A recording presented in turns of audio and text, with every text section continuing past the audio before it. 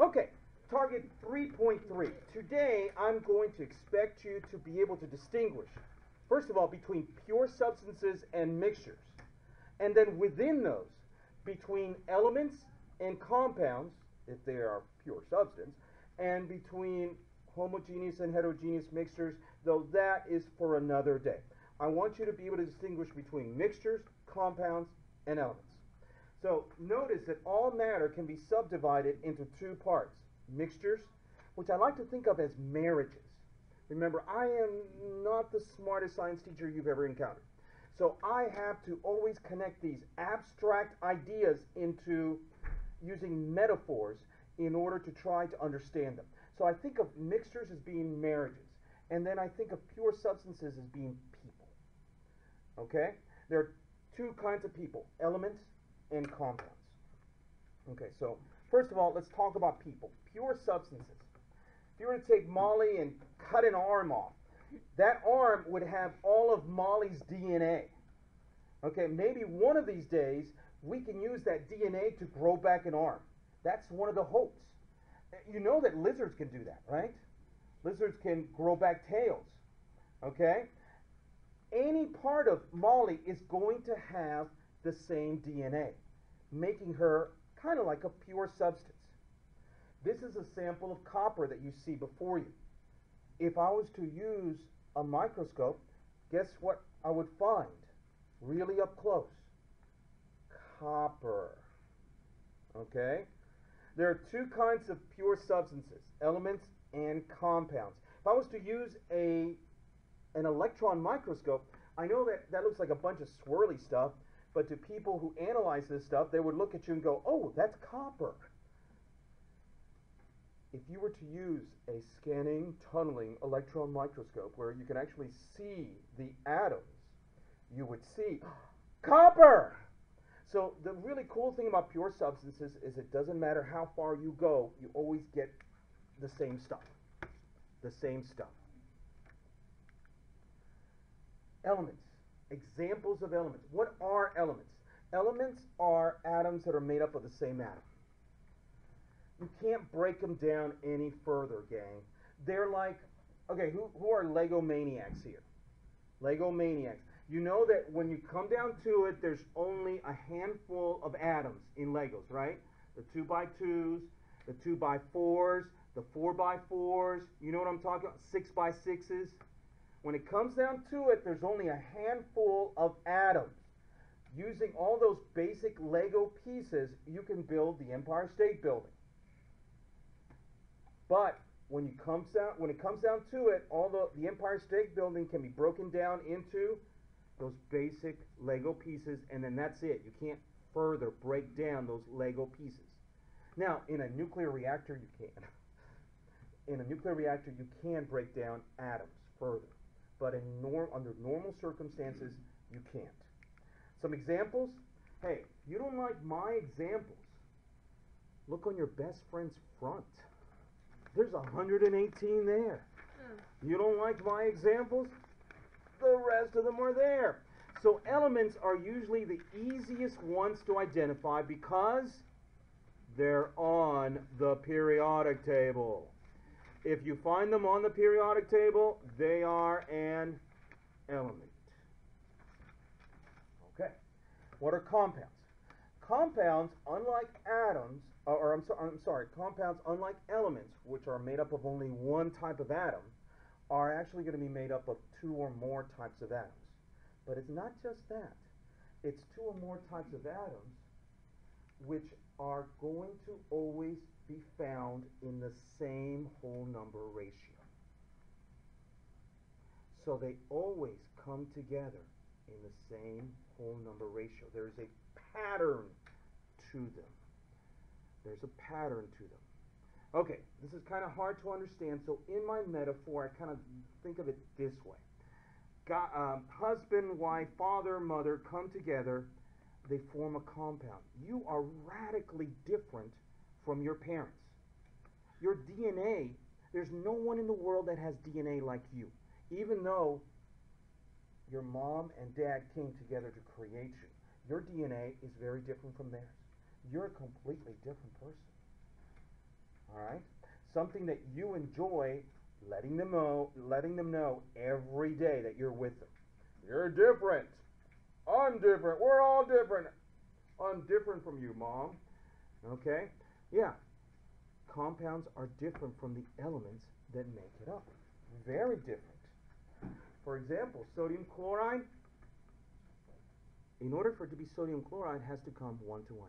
1 Na, 1 Cl. H2O, 2 H's, 1 O. If it's not 2 H's, 1 O, then guess what? It's not water. It's not water. Folks, the chemical and physical properties of compounds are going to be radically different from the elements that make it up. I want to show you an example of that. Okay? The fuel in those big giant tanks of the space shuttle are mainly a form of hydrogen and a form of oxygen. Both gases in their natural state. Hydrogen, explosive. Oxygen, reactive. And yet together they form water, which is what we're mostly made up of.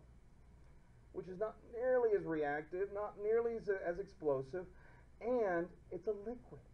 The characteristics of water are radically different from the characteristics of hydrogen and oxygen. Just like your characteristics are radically different from your mom and dad. Let me show you this. Every kid should see space shuttle launches. It kills me that we no longer have a space program, that we're having to rely on the Russians to take us to space. It kills me. I was a big fan of the space program. When I first saw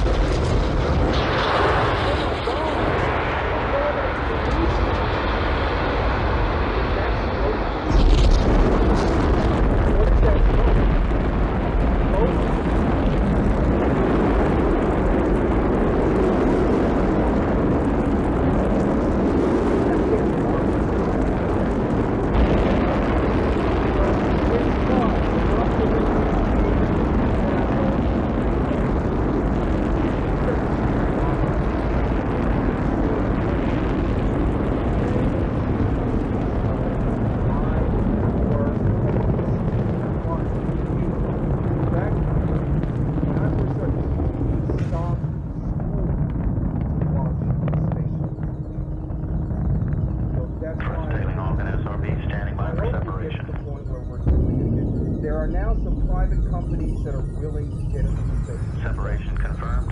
But for now, we're having to Nominal first pay stage the performance. Russians, who we beat, are in the space race. We're having to pay the Russians millions of dollars to get us. Budget cuts. Our president, and probably even George W. before him, felt that we need to go in a different direction and not pay that. The space shuttle was not we did not have. Talking about the camera that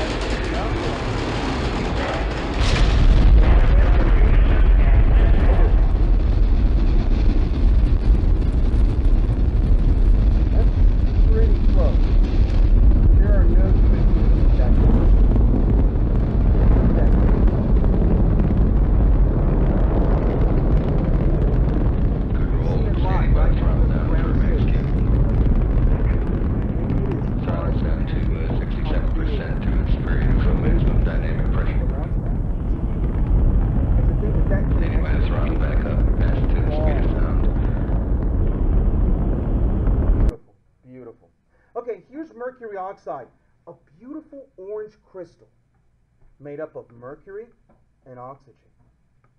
Think of mercury oxide as kind of like you. And mercury oxide's parents, are they going to be orange and solid? Let's see. Heat it up, turns black. Actually, eventually turns into a silver liquid. And you can't see it, but you can see evidence there. So the orange crystal becomes a silvery liquid and gases. What does that tell you? The parents, oxygen, gas, mercury, liquid, metallic puddle, together form an orange crystal. The characteristics of the compounds are usually radically different from the characteristics of the elements that make up that compound. Calcium chloride, carbon dioxide. Here's my favorite, sodium chloride. You know why? Sodium, I have some sodium. It's a soft metal. You can crush it with your fingers. Put it in your mouth, you'll hear a fizz, and then a pop, and then an explosion, and your mouth explodes out. Sodium is dangerous. Chlorine, beautiful green gas. Breathe it in, you die. So, sodium, explosive. Chlorine, gas, poisonous. Put it together, you're putting it on your French fries. It's amazing. All of these things are made up of elements whose characteristics are completely different. Now, on a list, how would I identify a compound from an element? If I see a chemical formula, that's a compound. That's a compound. In review, elements are made up of only one type of atom. Compounds are made up of two or more, always in the same whole number ratio. Mixtures. I like to think of mixtures as kind of like marriages. Okay, those of you whose parents are together, mom and dad. Okay, your mom probably, your dad drives her crazy. Why? You know, men, we're idiots. Okay, and your mom probably thought that she could change him. You can't change idiots like us. Okay, so it drives your mom crazy. After 25 years of marriage, my wife, there's things about me that still drive her crazy. Because I haven't changed. I'm still me. She hasn't changed. There are things that drive me crazy about her. We're still individuals. In a marriage, you are still an individual. You may be together, my wife and I, or Mr. and Mrs. Moreno. We may be together, but we're still individuals. We still have our own personality. That doesn't happen in compounds, right? The characteristics completely change. But in a mixture, the characteristics don't change. They still have their own personality. Three kinds of mixtures. Elements mixed together, compounds mixed together, elements and compounds mixed together. Let me give you an example of elements mixed together. Iron, tough, hard, malleable. Zinc doesn't rust very easily. Put them together and you have rust-proof steel, galvanized steel. It's still iron, it's still zinc, but together they cooperate and they're better together than they are apart. Look at my gold ring. It's not pure gold, folks. It's not that my wife was cheap. It's the fact that if it was pure gold, I could bend it with my fingers. Gold is soft. This thing would not be 25 years old if it was gold. So they add different metals into it in order to make it stronger. Is it still gold? Yes. Is it still zinc? In my case, yes. Together, they make for effective jewelry. By the way, the higher the caratage, the more gold it is. Better be careful. Yes, it's more valuable, but it's also flimsier. It's more likely to break.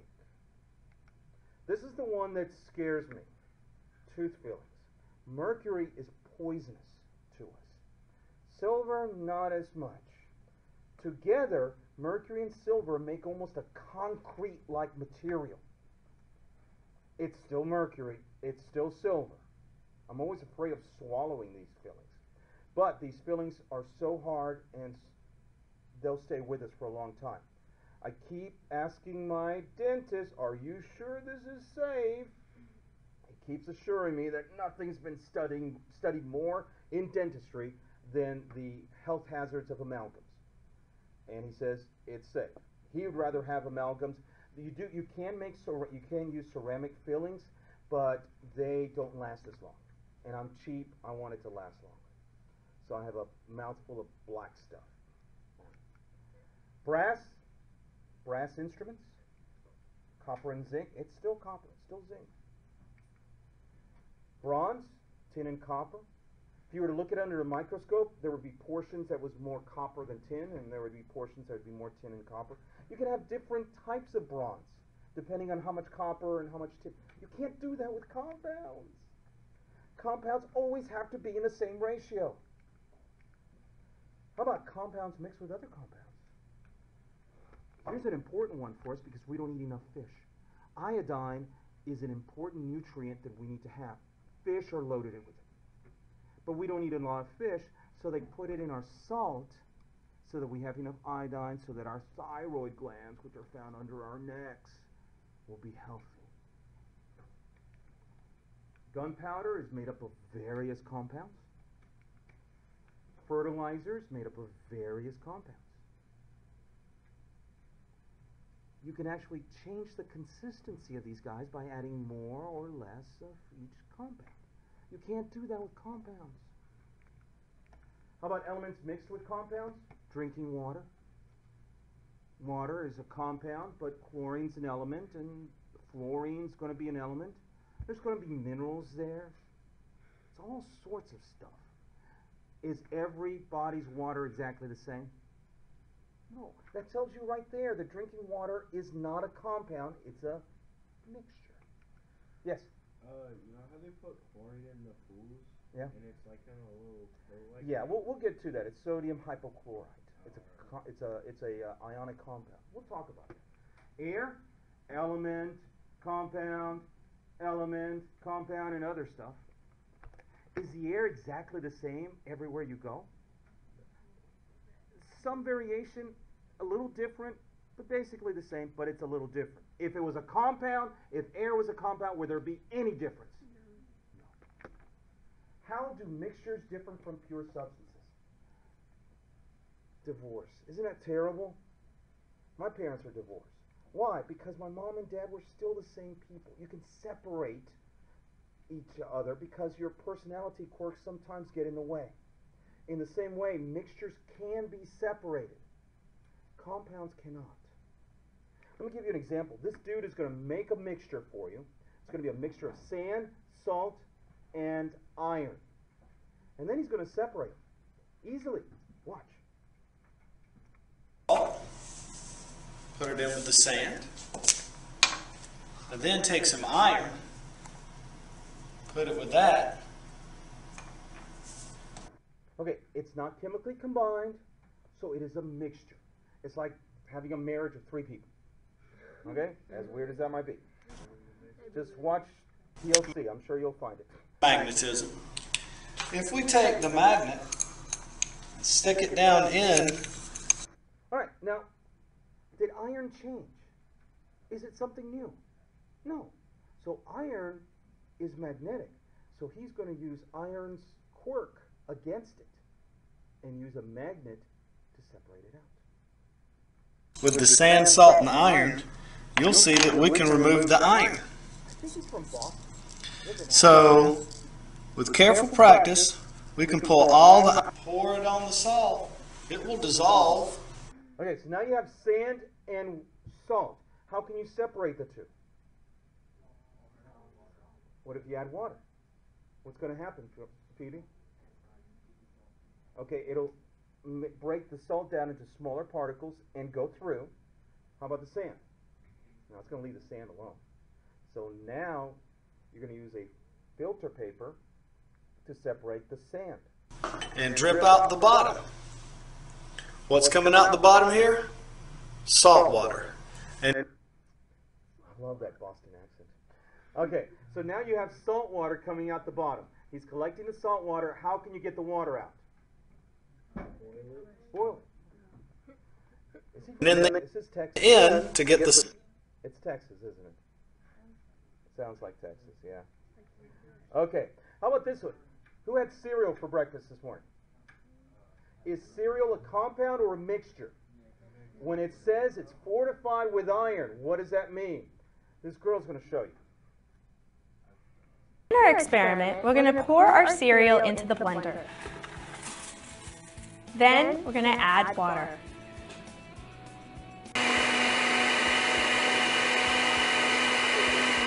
Next, you're going to pour the mixture into a clear plastic container.